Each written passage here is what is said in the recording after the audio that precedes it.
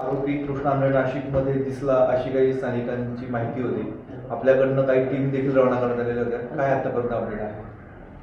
काल सकाळी एका आलेल्या फोनवरून माहिती घेतली असता त्या ठिकाणी पोलीस स्टेशनचे डीबीचे अंमलदार अधिकारी त्याचबरोबर पोस्ट प्रभारी अधिकारी जाऊन त्या ठिकाणी त्या संबंधित व्यक्तीला विचारपूस केल्यानंतर त्या ठिकाणचे CC फुटेजेस तपासलेत, परंतु असं कुठेही त्याने सांगितलेल्या वर्णनाचा व्यक्ती फुटेजमध्ये आढळून आलेला नाही। त्या ठिकाणापासून पलीकडे जाणाऱ्या दोन्ही बाजूकडे जाणाऱ्या रस्त्यांवरचे फुटेजेस बघितले, परंतु तसं काही आढळून आलेलं नाही आहे। एक दुचाकी दिसते, त्याच्यावर 2 जण ट्रॅव्हल करताना दिसून आलेले होते। नेमके ते कोण होते ज्याच्यावर आक्षेप घेतलेला होता? तो कोण होता? त्या दुचाकीवर बसलेल्यांमध्ये एक पाठीमागे बसलेला एक व्यक्ती होता, परंतु तो त्या कृष्णा आंधळेसारखा दिसत नव्हता आणि ती जी दुचाकी होती तो म्हणत होता की विदाउट नंबर प्लेट होती, परंतु फुटेजमध्ये दिसतात आहे की त्या बाईकला नंबर प्लेट आहे। ॲक्च्युली त्या व्यक्तीच्या सांगण्यामध्ये संदिग्धता होती। वेळोवेळी तो वेगवेगळ्या प्रकारे म्हणजे वेगळे सांगत होता तो, त्यामुळे त्याबाबत थोडंसं साशंकता निर्माण होते। तपास पूर्ण झाला या प्रकरणाचा की तरीही गंगापूर पोस्टिंग त्याचबरोबर क्राईम युनिट 1, 2 यांच्या टीम्स शहरामध्ये इतर ठिकाणी त्याचबरोबर ग्रामीण भागातही शोध घेणं चालू आहे। CC फुटेज तपासणं आणि विचारपूस करणं। अजून तरी त्यात कुठलंही तथ्य आढळून आलेलं नाही आहे, पण तरीही आज दिवसभर चेक केल्यानंतर संध्याकाळी आपण डिक्लेअर करू ही अफवा होती असं।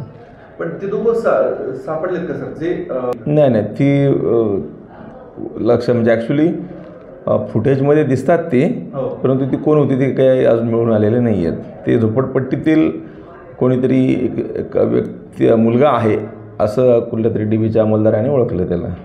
जे नंबर प्लेट आहे, नंबर प्लेटवरनं पुढचा काही तपास झाला आहे का? नाही त्यात काही तपास केलेला नाही आहे। त्यात ती मोटरसायकलवर असलेले त्यात कृष्णा आंधळे नाहीच आहेत, तर त्याचा तपास करण्याचा काही प्रश्नच नाही। परंतु त्यांचं म्हणणं होतं हेच कृष्णा आंधळे तर किंवा ते लोक समोर आणून ते त्यावेळेला तिथं होते का त्याचा तपास तर होणं अपेक्षित होतं, किंवा गाडीची नंबर प्लेट दिसते त्या नंबरवरून त्या गाडी तो म्हणताना विदाउट नंबर प्लेट गाडी सांगतोय, त्याचबरोबर तो बोलताना म्हणतो की त्याचा मास्क होत आहे।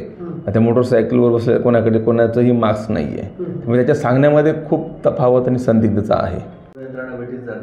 ह्या लोकांवर भविष्यात काही कारवाई केली जाणार आहे? आता बऱ्याच वेळेस महत्त्वाच्या कामासाठी फोन केले जातात, परंतु त्यातून जेव्हा ह्या आलेला फोन कॉल हा चुकीचा आहे किंवा त्याने मुद्दाम त्रास व्हावा या उद्देशाने दिलेलं असं लक्षात आलं, त्याच्यावर 100% कारवाई केली जाईल। पण बऱ्याच वेळेस त्या व्यक्तीचा उद्देश नसतो, त्यामुळे त्यावेळेस अशा प्रकरणी कारवाई करणं योग्य राहणार नाही।